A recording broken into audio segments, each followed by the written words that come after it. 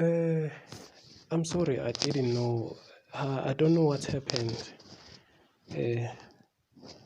This phone actually cut uh, while I was trying to explain this covariance, but I want to rewrite everything. So basically, on the previous video, just to catch up, because my camera just cut me halfway. So I said, let's suppose that we have two random variables. So this is the first random variable and this is the second random variable. So we want to find the covariance between these two random variables. So I like to write this covariance in this manner.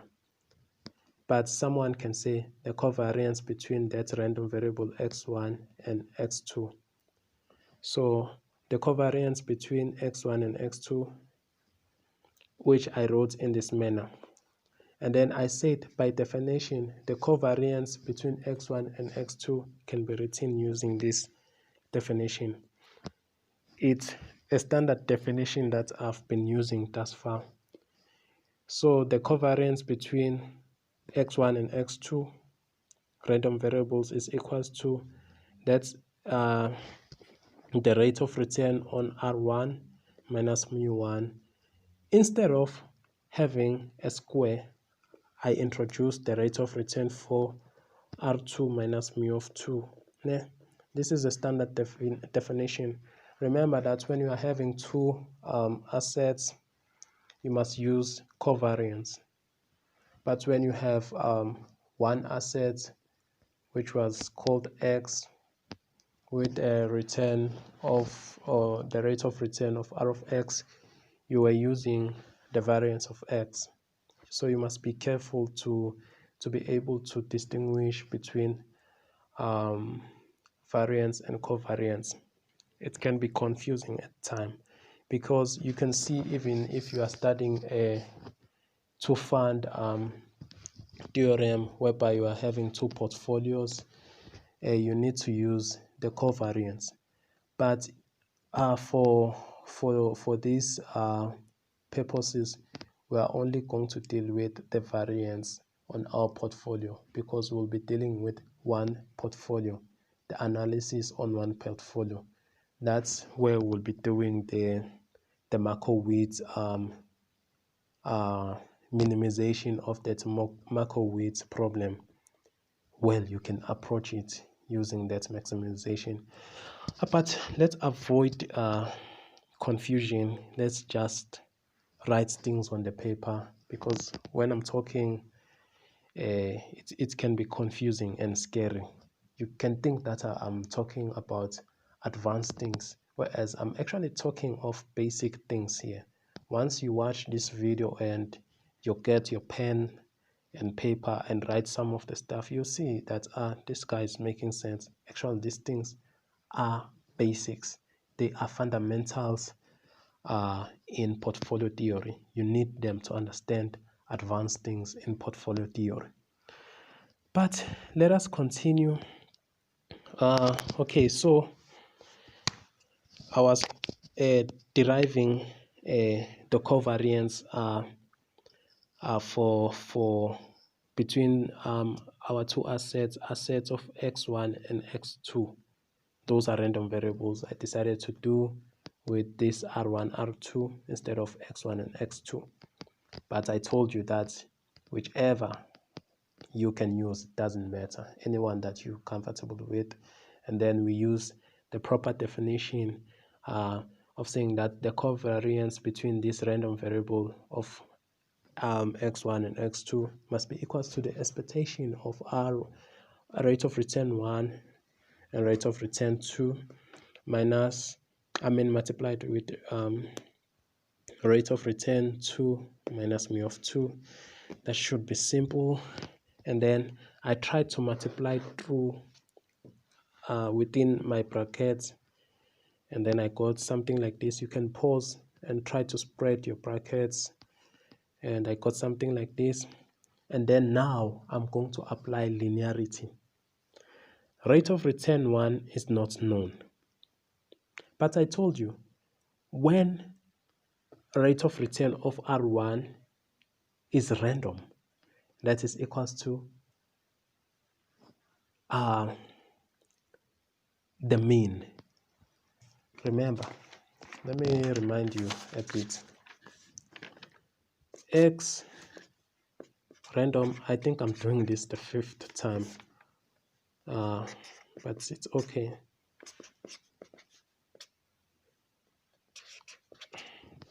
For x random, then we know that the expectation of x must be equals to mu of x. If x is known, expectation of x must be equals to x. Yeah, you know this. I know some of you are getting bored with this. So this R1 is random. Okay, let us try to split this before applying linearity. Minus, I'm just splitting through before applying linearity to avoid confusion. Minus, okay, I think I need a new page.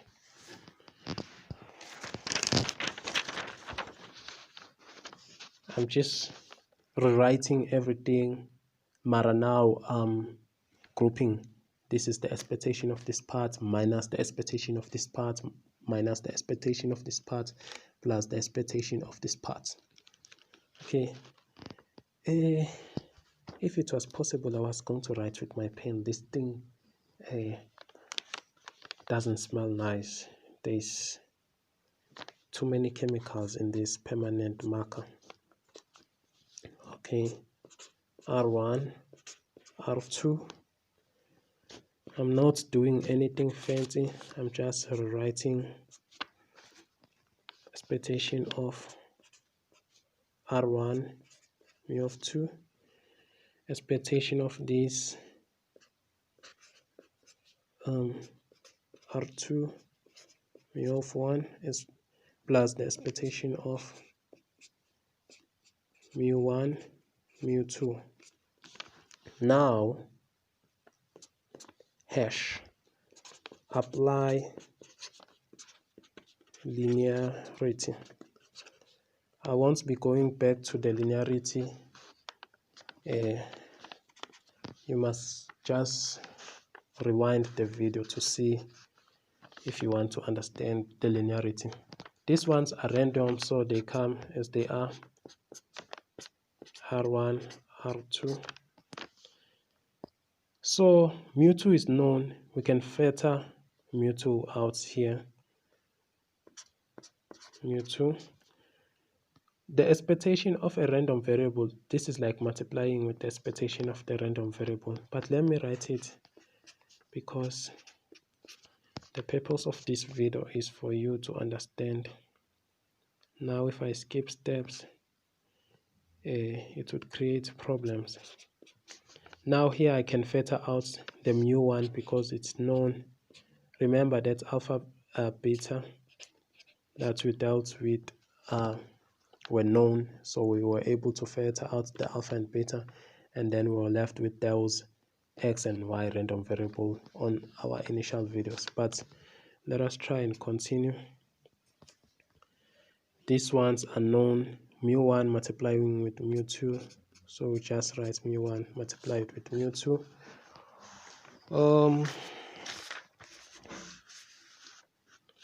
Okay, let me just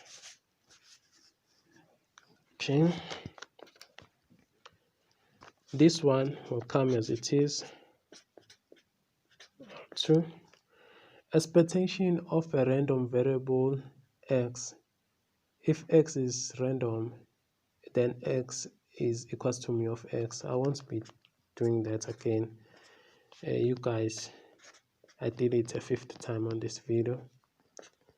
Minus, I'm replacing this R1 by mu1 using this concept. You must keep on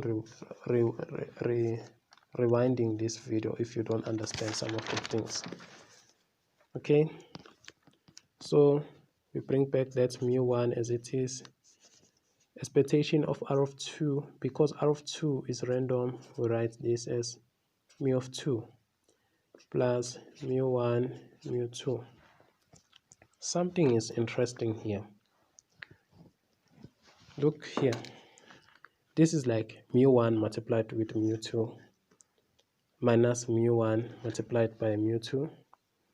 This will give us minus 2 mu1 mu2 plus mu1 mu2. We bring back that expectation of r1 r2, which is nothing else but minus 2 plus a 1 is equals to minus a 1. Expectation of r1 r2 minus mu1 mu2. What are we doing here? We're trying to find the covariance between the random variable x1 and x2. As you can see here, we are trying to find the covariance between x1 and x2. We started here, covariance between x1 and x2, and then I told you that I like to write it in this fashion, covariance between r of 1 and r of 2. And then I told you that this is a definition that you have to use. Remember, for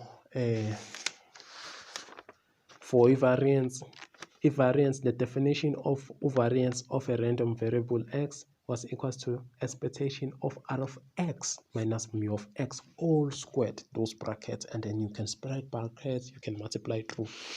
Now here, the covariance between two random variables is equals to the expectation of the rate of return for the first one minus the return, mu1. So it's expectation of r1 minus mu1 multiplied by r2 minus mu2, and then you spread this bracket. After finishing spreading this bracket, you apply linearity as you did. It's one of the same thing. Apply linearity if your values are known. Okay, I won't be explaining linearity. You know what you are doing as we did here. Like mu2 is a known value. We factor mu of 2, and then the expectation of r of 1, what is it? It's equals to mu of 1. Again, we are applying the definition that I'm repeating for the 4th time, this one. So this definition is very important and it's very essential for this summary. If you don't understand this, you must keep on rewinding this until you understand it, because you won't be understanding almost 90% of the things that I'll be doing here in this video or in these lessons of portfolio theory. We'll finish soon. I think by 30 minutes, in 30 minutes time we should be done. What have we done thus far? Basically, we defined what is short selling. We defined what is a return. We defined linearity and how to apply linearity. We defined the linearity on the expectation of returns. Let me put this neatly. What have we done in this video? We defined what is short selling. And then we defined return and the rate of return. We defined the expectation of a random variable. And then we saw that these random variables can be adding to one another with known scalars. And then we were able to define linearity. After defining linearity on this expectation of these random variables that were adding to one another, I was able to actually show you the relationship between variance and standard deviation. Just rewind these videos, you will see what I'm talking about. We are getting to the interesting part, the Markowitz mean variance analysis. That is the optimization of this portfolio theory. That is like I don't know, I was supposed to start here, but how was I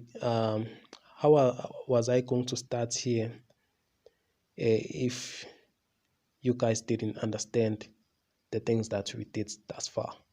So you needed this basic background or the foundation in order to understand the Markowitz optimization problem and the diversification. Those are the two things that I really want to focus on this Markowitz mean variance analysis. So you can see these videos can be long. So even if when I understand the capital asset pricing model, because we are almost done with that in my class, I think it's going to be long too, because the aim here is to understand, not to just rush through like some people do on YouTube, and at the end of the day you ask yourself, did I understand from watching those videos?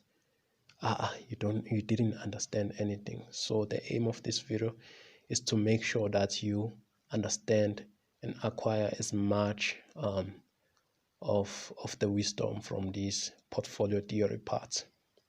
Okay, so now I'm only going to do that optimization approach to this Markowitz problem and the diversification. Okay, I think I should start with diversification. I only did one definition, which was short selling. Short selling, it is possible to sell an asset which you don't own in order to make profit or to make returns. So now we want to talk about diversification. Diversification basically, okay, I think I should write diversification. Diversification, we want to increase the number of assets. We want to increase the number of assets in our portfolio. So in order to minimize risk, remember that risk is measured using the tool of standard deviation. I showed you the relationship between the standard deviation and the variance. So diversification is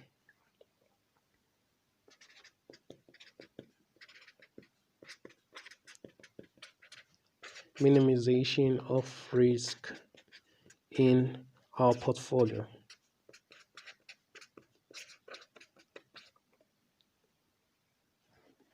With an addition of assets. This is the definition of diversification. The minimization of risk in our portfolio with an addition of an asset. The student should ask themselves, what is a portfolio?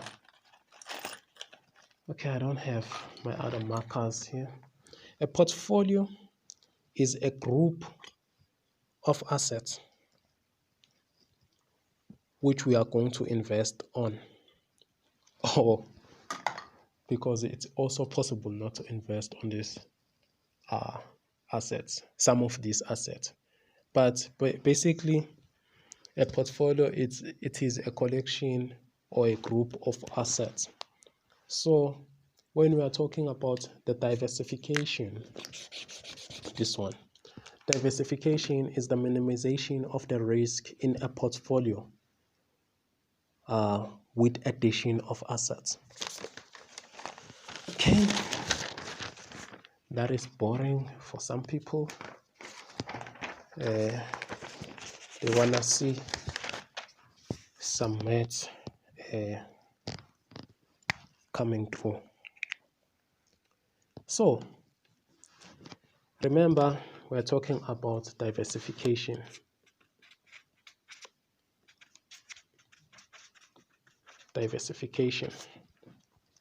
So on this diversification, we need to actually find the variance of our portfolio. But before doing that, I need to explain to you, whenever you want to apply diversification, you must have 3 assumptions. I'll explain what are those assumptions, because the aim is to minimize the risk on our portfolio.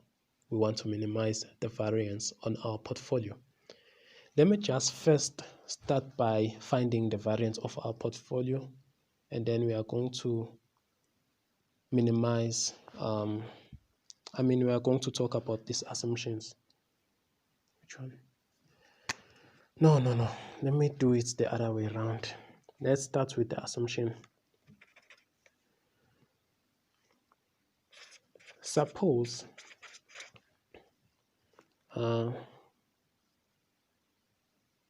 we invest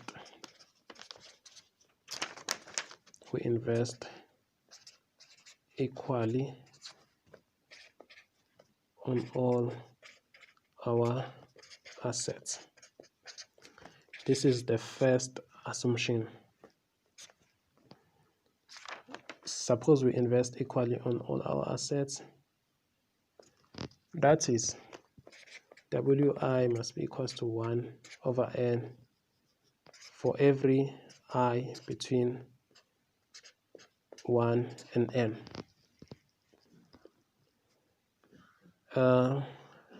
RE,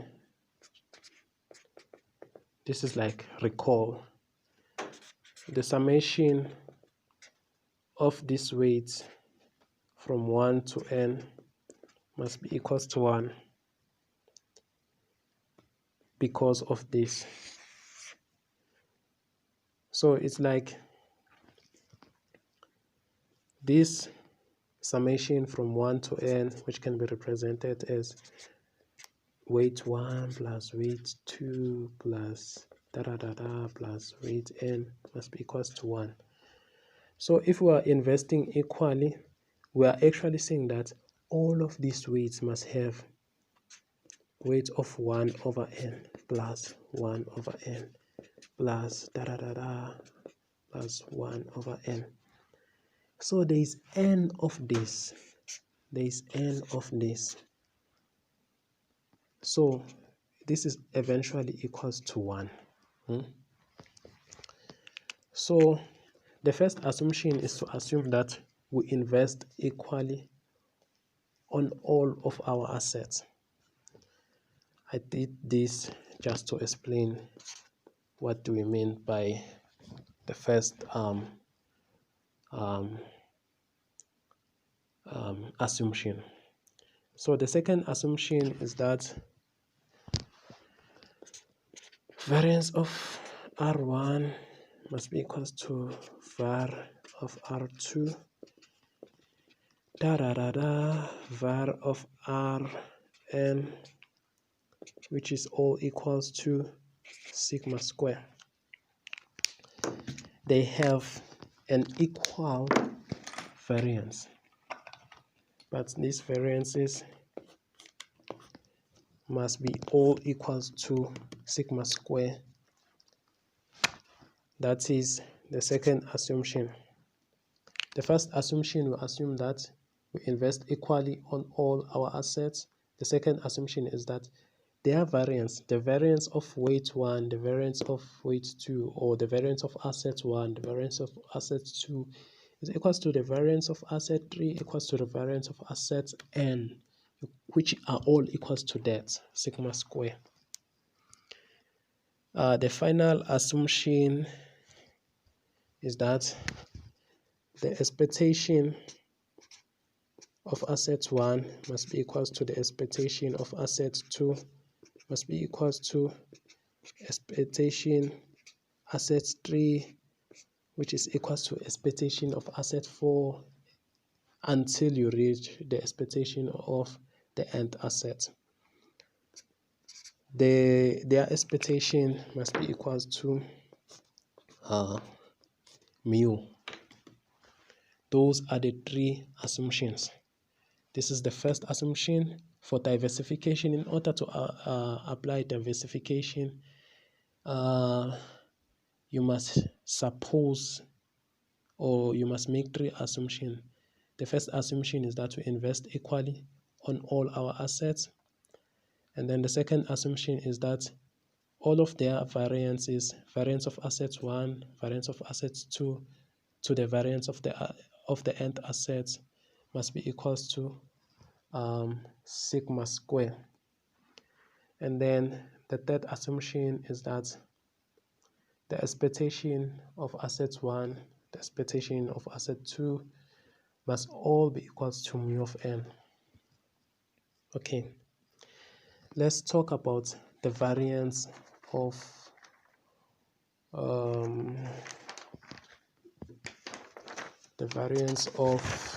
our portfolio. Remember, I told you that a portfolio is a group of assets.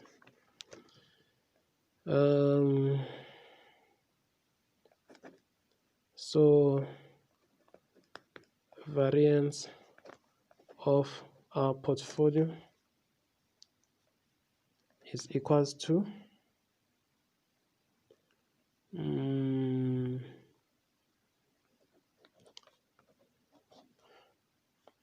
from I is 1, from J is 1 to N, WI, WJ, sigma I, J. Let me see if it's showing. Yeah, this is showing. I shouldn't stress much.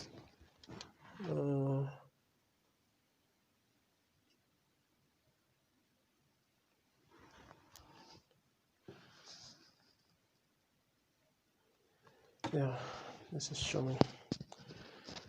So this is the definition for variance of our portfolio. It is the summation from I is 1 to N, and from J summation is 1 to N, and with those weights I and J multiplied with that sigma I, J. Yeah. Now we want to talk about the covariance matrix. Covariance matrix V. In our covariance matrix,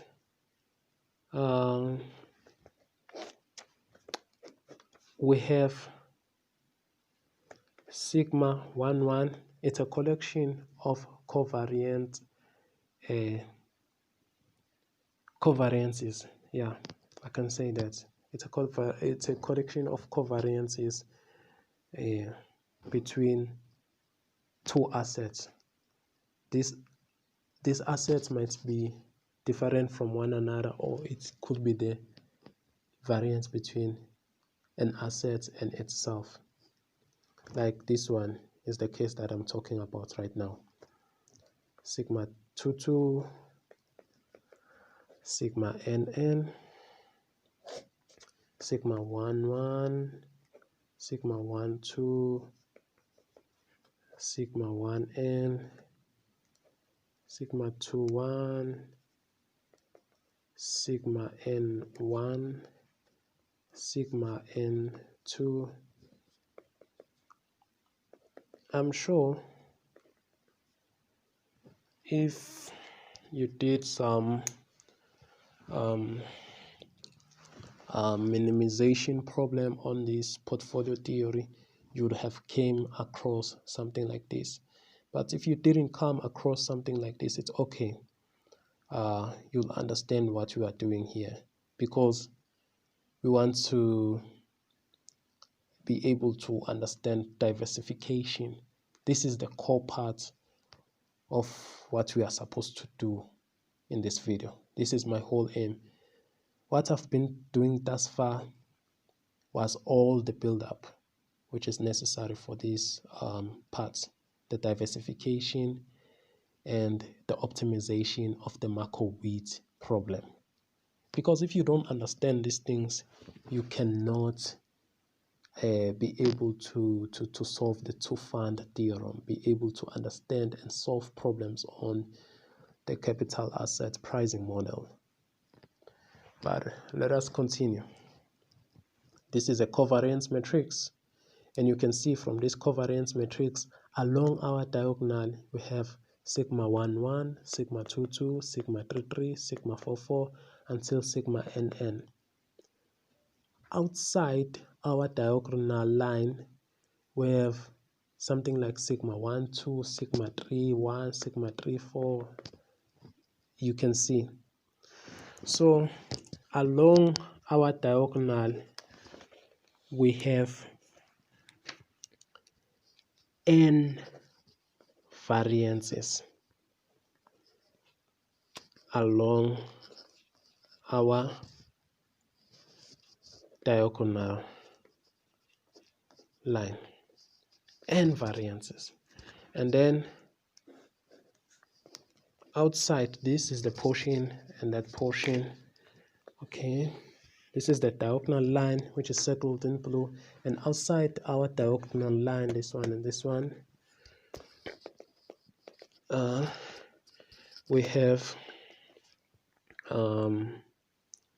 covariances. Remember, I mentioned on the first video that a variance must be taken when we are talking or when we are talking about one asset. So when we want to measure the risk between an asset and itself, we are using variance. When we want to measure risk between two assets, we must use covariance. Okay, so if we have n variances, this means we have n square minus n covariances. This is a n by n covariance matrix.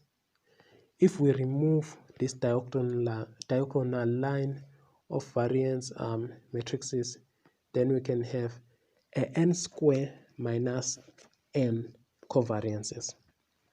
Let me come back to this variance part. Okay.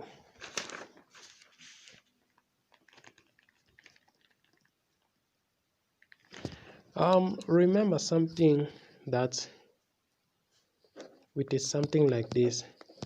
Variance of return of x is sigma must be equals to the variance square root of variance of x. This means that variance of r of x must be equals to sigma x square, right? So this means that this is the same as sigma 1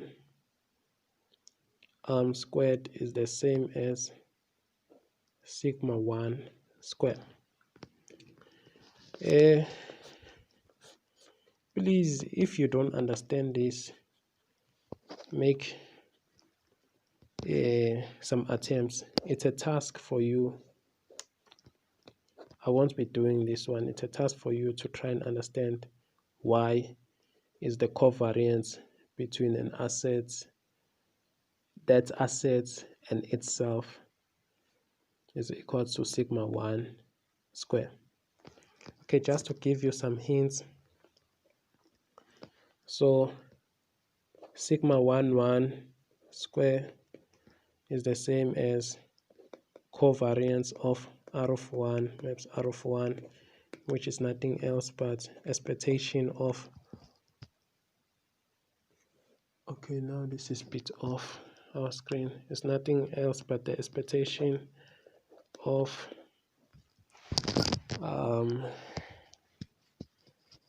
it's the expectation of R1 minus mu 1 R1 minus mu 1, which is the same as expectation of R1 minus mu 1 squared. That's why we have this, because when you did this, I can just use the same approach for this one, for the for the variance. So the covariance between asset 1 and asset 1 is the same as covariance, variance of asset 1. What am I saying? The covariance between asset 1 and asset 1 is the same as variance of asset 1. So you must try to do a deep analysis of that one, but this one is your task. So we are going to suppose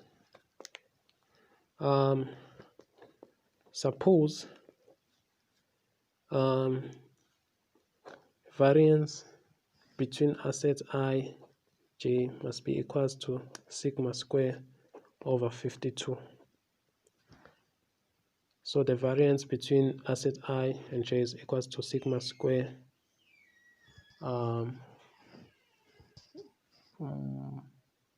so the variance between ij is equals to sigma square over 52 for I not equals to j.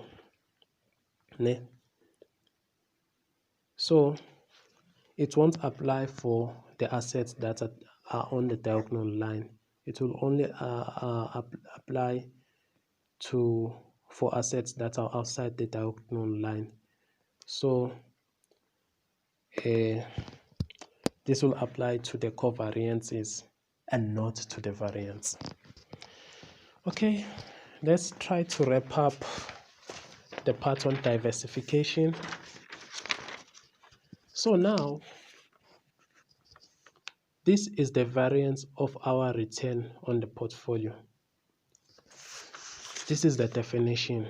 The variance of our portfolio is equals to that. I've just outlined that one. Okay.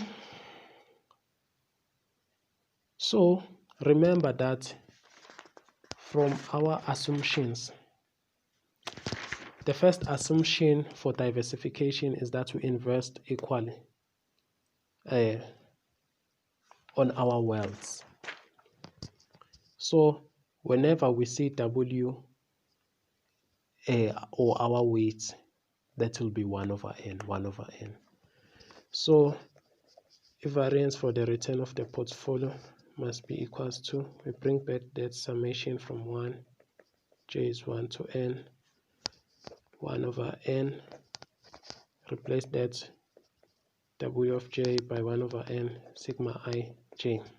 I didn't do anything fancy, I only replaced that the weight by 1 over n because of the first assumption of our diversification. We assume that we invest equally on our assets. Okay. Summation from I is 1 to n, summation from j is 1 to n.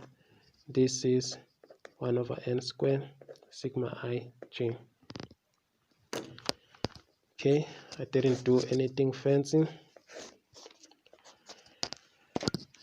So